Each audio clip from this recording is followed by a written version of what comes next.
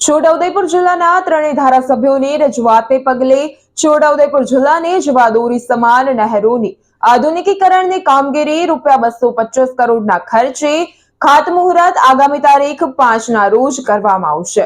છોટાઉદેપુર જિલ્લામાં આવેલી જવાદોરી સમાન સુખી જળાશય યોજનાની નહેરીની આધુનિકીકરણ કામગીરી ₹225 કરોડના અંદાજિત ખર્ચે મંજૂર કરવામાં આવી છે, જેનું ખાતમુહૂર્ત આગામી તારીખ 5ના રોજ જળ સંપત્તિ, પાણી પુરવઠા, અન્ન નાગરિક પુરવઠાની ગ્રાહક સુરક્ષાને લગતી બાબતોના મંત્રી કુંવરજી બાવળિયાની ઉપસ્થિતિમાં કરવામાં આવશે। આ કામગીરીની રજૂઆત છોટાઉદેપુર વિધાનસભાના ધારાસભ્ય રાજેન્દ્રસિંહ રાઠવા, પાવીજેતપુર વિધાનસભાના ધારાસભ્ય જયંતિભાઈ રાઠવા, સંખેડા વિધાનસભાના ધારાસભ્ય અભયસિંહ તડવી દ્વારા રજૂઆત કરવામાં આવતા આ રજૂઆતને પગલે મંજૂરી મળતા તેનું ખાતમુહૂર્ત કરવામાં આવશે। આ વિસ્તારના લોકોમાં આનંદ અને ખુશી જોવા મળી રહી છે।